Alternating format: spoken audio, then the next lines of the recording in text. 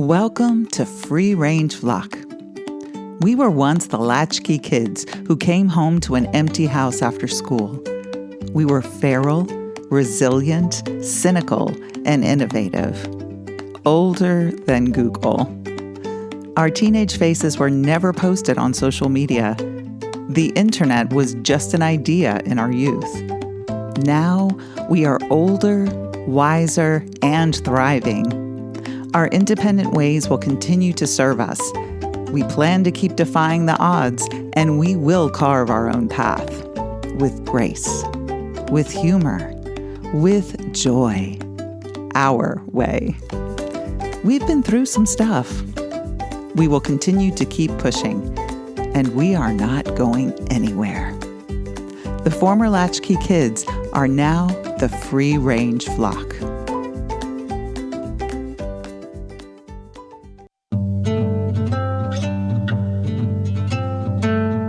Sarah, do you remember watching the news as a kid in the 70s? Oh my gosh, yes. In my house, the world stopped while my parents watched the news. Yes. I was telling my 10-year-old son, I was like, you don't understand. Like, I can go get the news any moment. I can just say, Alexa, tell me the news. This was time-based. It's from 6 to 7. The whole world was watching the nightly news. Yep. And that's how people stayed up to date. They also use the newspaper. Mm-hmm. And that blows my son's mind. Like, we've got the newspaper, and that's how we got the news. And I remember, especially on the weekends, my parents were like, just take the whole thing apart and read every word. But that's how they got the news. Mm-hmm. It's just so different right now. Yeah, it is. It's very different. Although I have to say, I'm old. We still get the paper. Oh, you still get the paper? We do. I did not know that about you. We still get the paper. Oh, my goodness. Greensboro News and Record. So when we were kids, people got their news from the nightly news or the newspaper. And when we needed help with our homework, our parents told us to go look it up in the dictionary or the encyclopedia. I remember my grandparents had this pristine encyclopedia set. Mm-hmm. They bought it from someone who came to their door and sold it to them, and they bought it, and they were so proud. Yep. And this fancy encyclopedia, I'm pretty sure, since my grandmother died last year, that encyclopedia is probably sitting in Goodwill somewhere. So, but at the time, it was just like, she has all this information. Mm-hmm. We just go in there and learn. So news came from very few sources, and we never questioned if it was true or not. Mm-hmm. But now we live in very different times, and we're surrounded by news and information, and we can constantly question. We have to constantly question the accuracy of this information. Yeah. Something that I don't remember us doing in the 60s and 70s. Every news outlet seems to have a bias of some sort. There's heaps of misinformation on the internet, and lately it just seems to be targeting the older generations. They're doing that mainly because they've never questioned if something was accurate or not. Yeah. I remember my grandmother calling me up going, "Can you read this thing on the internet?" I'm like, that doesn't sound accurate. And she and I would have debates of, she's like, "Amy, it was on the internet. It was the news. It looks like news." And I'm like, it was so hard to describe to her because she had never lived in a time that, information was inaccurate. Yeah. So now you and I, Sarah, we're part of, we're very different from our parents and grandparents. So our generation tends to, I know there's some exceptions out there, but we tend to be better about, there's some false information out there, because all this seems to happen, this whole social media and this spin, when we're in our 20s and 30s. So we got a little bit more savvy, but things are going to get harder, and it's something that we all have to kind of keep our hackles up and remember. Definitely. So now with artificial intelligence, or AI, misinformation is now becoming more difficult to detect. And as we age, these scams are going to they're going to come after us. They're going to try to take advantage of us. And we have to become much more vigilant about how we seek information. So today we're talking about misinformation, what is fact and what is fiction.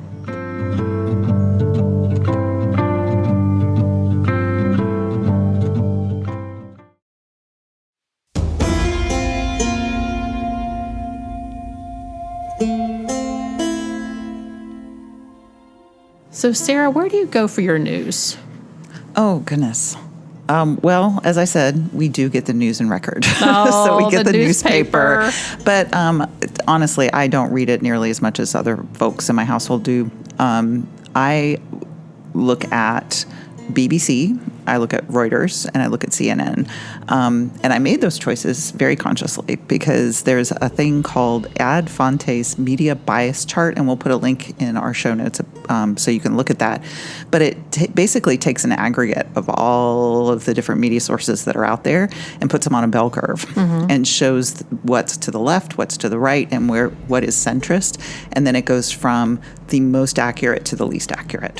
So okay. it's really, really fascinating to look at, like, things that you might think are very, neutral from a news perspective may have a very, very deep bias. So Right. it's a fascinating curve. But like I say, BBC, Reuters, and CNN are my main sources. Right. I think I've seen that chart. I stumbled on it. Maybe you posted it and I saw it then. For me, I tend to bounce around. I do like the BBC. I listen to NPR in the car.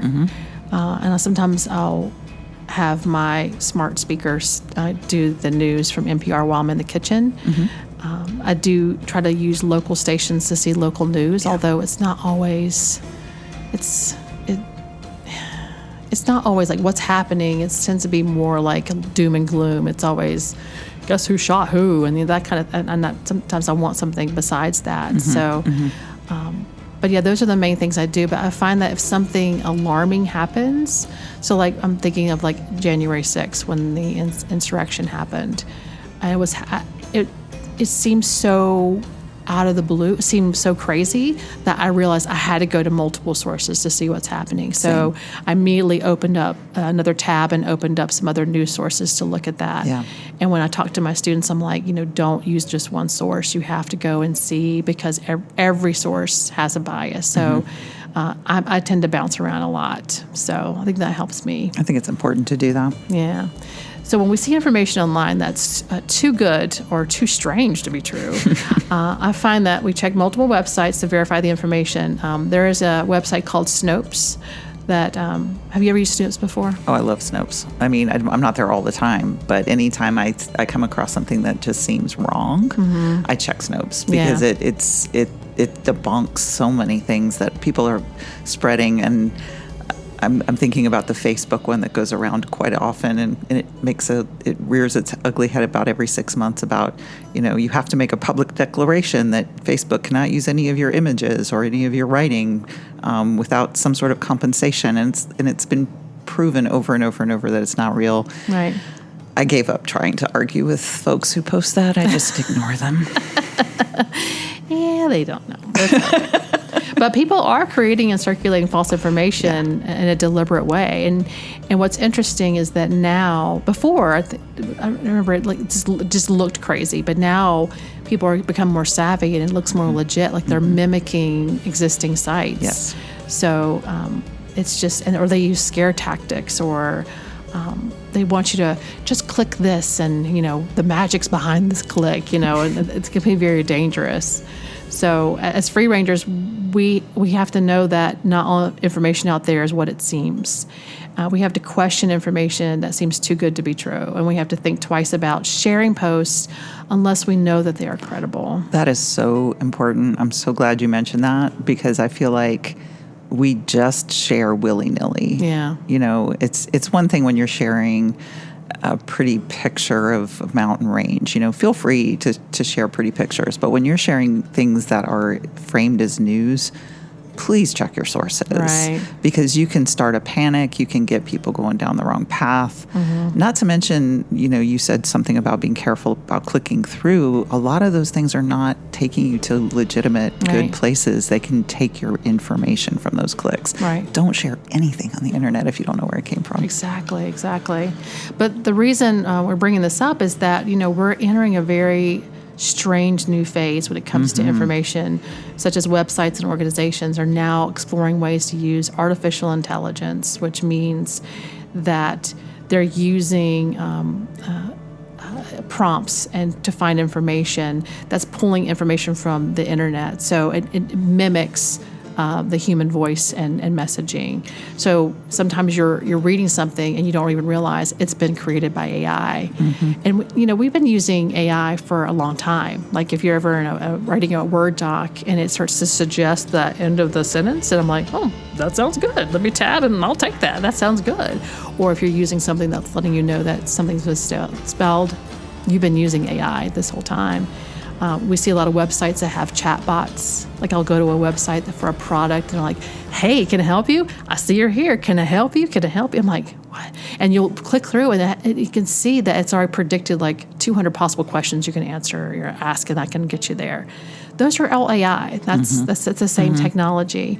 But what's going to happen, or what's happening now, is that people are going to use that technology to start really ramping up creating misinformation. And if you've ever used AI, so I don't want to assume anybody's out there used AI. So there's lots of different AI tools out there.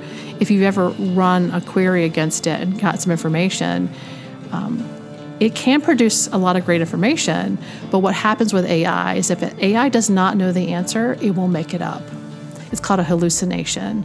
It will make up the information. It's not going to come back, I don't know. Like if I ask Alexa a question, it will say, I just don't know. I'm sorry, I can't find that.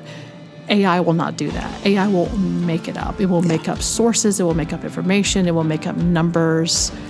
It's amazing. It's scary. I don't know if you saw in the media this week, there was an AI-generated mushroom guide that was for foragers who like to go out in the wild and pick mushrooms. It was created by AI. Well, an actual mycologist looked at this thing and realized all the information in it was inaccurate. And so I was telling people to eat mushrooms that were safe, but they were actually poisonous. Yikes. Luckily, no one has died. But it's kind of like, look at where something came from. Just because you found it on the internet doesn't mean that it's actually legitimate and safe. Right. AI, because of the advances, and like you say, because of those, I'm going to make it up. I'm just going to BS it because I don't know what the answer is. We're setting ourselves up for some very dangerous things out there. I work for a university, and we're all kind of in a tizzy when it comes to AI because, some professors are like, they're just going to cheat on their papers, and they're going to. What I realize is that professor probably hasn't played with AI. To see just what's actually producing out there. It's like the citations probably are made up. So I'm like, you need to go out there and play with it. But when I'm talking to my students about it, they're like, yeah, you could. I said, yeah, it's a great place to go and get like ideas, like Wikipedia when it came out. It was a great place to go get ideas, but I'm not going to cite it as a source because I don't know who wrote that. If I can't find the author, then I can't trust it. AI is the same. So it's a good idea generator, but I wouldn't say, hey, write me a 5-page paper on this topic that I've got to turn in and hand it to someone who's got a PhD in this and knows all the information is BS. Right. So that's just not smart. But that's where universities are right now. They're kind of really kind of struggling with that. But what's interesting is that now people are finding ways to use AI differently, and that all industries are looking at ways to use it. I know that real estate agents are using it heavily, whatever. We've been told, and I've seen the research where they say that using the social media technology for younger people is making them lonely. They're actually finding that there's pilots going on with AI for seniors, and they're using AI virtual assistants or virtual kind of buddies, and it's helping with seniors not feel lonely. So the very technology that's making teenagers feel lonely is actually helping seniors feel the opposite. Which is really interesting. Yeah, I think it's very interesting. AI is one of those things. I recently had a conversation with a friend about this very topic, in that AI can be, because I'm very much of the mindset that it's a tool. It is strictly a tool. It's like a hammer. Yeah. You can either use it well, or you can use it to invoke damage. Right. You can build something or damage something with it. So we have to figure out how to use it safely, and put rules and parameters around it. I'm huge on legislation about how you should or should not be using AI, because it can be damaging to people's livelihoods. Right. But I do think it's a tool, like for what you just cited with senior citizens. I think that's beautiful. It's also really helpful with people with who need assistance, who need assistive devices. Right. It can make you feel like instead of hearing a robot in your ear, you're actually listening to a person, because now they have AI-assisted screen readers that sound like an actual person instead of a really nasty robotic voice. Right. So it's one of those things that's got, like, you kind of walk that fine line of, it can be really dangerous, but can also be life-changing. But you add in the misinformation that's out there, and then you add in the AI and the fact that it's ramping up. And then we're all like looking at retirement and, living on our own possibly in 10, 15, 20 years. This is going to be more prevalent in our life. And there's going to be times when that AI is going to tell us something that's wrong. Oh, yeah. And it's concerning. We have to kind of put some guardrails around it. Oh, I think so. I think it's really important to do that. I think that in the news right now, there's so much talk about AI. I know at this recording, at any rate, the Screen Actors Guild, the Writers Guild are on strike. AI isn't the central piece of the problems that are going on, the reason these folks are striking, but it is a part of it. Right. Because what's happening with a lot of in the film industry is that they're taking this machine learning, they're scanning people for computer-generated, effects for movies, right. and then they want to use those scans ad infinitum. Yeah. So they never have to reimburse the actor again, or they can take a person's writing, feed it into an AI learner, and then use that style to create scripts. It's right. like, but you're putting people out of work. And then that doesn't even get close to the part of like deep fakes, right. Where I think in our political, in the next election, we're going to see a lot of things pop up, in the media that may not be real. Right. I mean, you and I have recently seen a film where some pretty amazing things happened. Dun, dun, dun, dun, dun, dun, dun. And we went to see Indiana Jones, and if you haven't seen it, I'll try my best not to spoil it for you. I'm not going to tell you what the movie's about, but I mean, obviously it's about Indiana Jones. But at the beginning of the movie, it shows Indiana Jones in a scene, kind of sets up the context for the movie in a very earlier scene when he was younger, and the movie de-aged him. It actually, I remember when he appeared, it was like, you're like, that's the Harrison from the 80s. It was like, ooh, can I have a little bit of that? The AI or Harrison Ford? No, well, both. I mean, he is very handsome, but the technology they used to de-age, I think all of us were like, can I get some of that? Can I carry that around? Wow. But I mean, think about the power of that. Think about when we're talking about misinformation, about people de-aging or changing how someone looks to make them seem a certain way. Yeah, that's just we're on the precipice of we're a dangerous way, and we've got to stay vigilant and stay educated about how to detect if something is AI or human created. It's amazing. I mean, literally just this week, something that came up in my news feed on Facebook, which I know is not a good source for your stuff. However, it was actually to a legitimate link, and it was from an artists group. And there is I won't name the company, but there is a software company that is quite prevalent in the creative space that is now been using AI to basically feed art into this AI machine, creating illustrations to be used on their stock website, then tagging the artist, saying that it's like this artist, but not compensating the artist for their work. So this is a huge uproar. So I work in the graphic design space. I'm in the creative space. So this is huge. That they are, machines are literally ingesting artists' work and then spitting out derivations without compensating the artist. Right.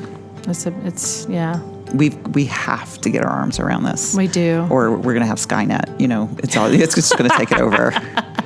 The machines are going to take over. They are. Wasn't there a scene in Big Bang Theory? I don't think you've seen that, but Sheldon, the main character, who is very cerebral and smart but lacks social cues, he's made a joke. He says, I want the robots to know that I'm on their side, so when they overtake us, that they'll have mercy on me. Yes. Oh my God. It's so funny you say that because we joke in our household that, we have to be nice to Siri because she's going to be our overlord at some point. Yes.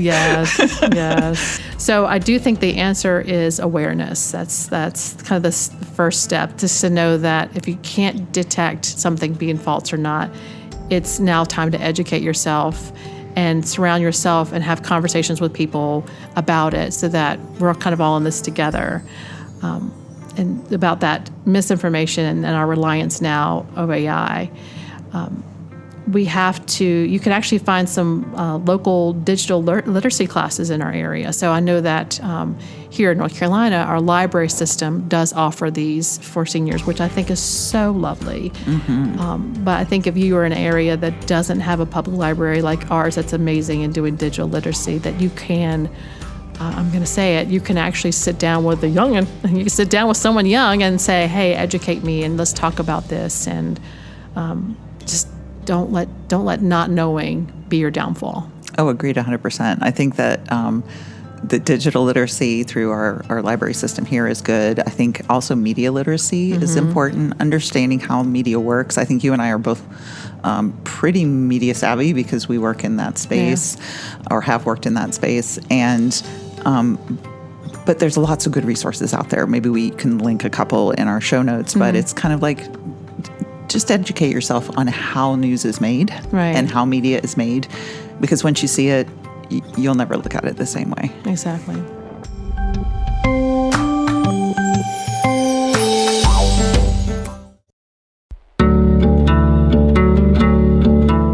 I'm still thinking about Harrison Ford being de-aged and them selling that to the rest of us. Well, it's that, what is that app that everybody uses, Facetune? Oh, that allows you to, stuff. that could put all that stuff on and make you look young. I worked hard for these wrinkles, darn it. I did. I did work hard, but sometimes I'm like, girls, just lay down for a second. Take a rest. Me too. So we are surrounded by information everywhere, online, through technology in our homes, mobile devices, everywhere. We can find what we're seeking easily, but not all information out there is accurate. Yes. If something is too good to be true, it's worth a moment of an investigation. Peek at other news websites to make sure that what you're hearing is the truth. Have conversations with others about where they're getting their news and the website that they trust. Any other kind of takeaways for you, Sarah, about when it comes to misinformation and AI? Just be careful. I mean, don't click on things. If you get, and something that's been happening to me a lot, both on social media platforms and on my phone, is I'm just getting random messages from people going, hey, how you doing? I haven't talked to you in a long time. And it's just like, if I don't know who you are, I'm not clicking on it. I'm sorry. I'm not answering the phone and I'm not clicking on it, because a lot of these are phishing scams. So just be careful. Don't click on it. If you don't know who this person is, don't answer the phone. They'll leave you a message if it's important. Right. I know that seems rude, but I think in today's world, it's better safe than sorry. So just don't engage unless you absolutely know what it is. Right. And we got to get some more of that. Isn't that sad? It is sad. It is sad. But we did get to see Harrison Ford de-aged. I mean, that is a plus, right? Oh, yeah. Well, that is true. He is handsome older, too. I mean, I would not, yeah. But I wouldn't kick him out of my bed for eating crackers. Exactly. I was getting ready to say the same thing. But I was just like, when I saw his face, I was like, wow, that's amazing. But it was pretty amazing. Yeah. But, so let's ask our listeners, what's your favorite application of AI in a good way?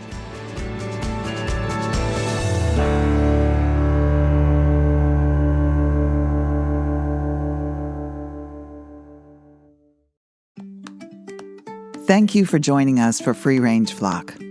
Our goal is to inspire and celebrate who we are, the Generation X kids who grew up and decided to do things their way, with grace, humor, and joy. This has been a production of Sassy Am. If you want to learn more about our podcast, follow our blog, share your positive insights about being a free ranger, or to suggest topics or guests for future episodes, please visit our website at sassayam.com. That's SASSAYAM.com. Keep pushing.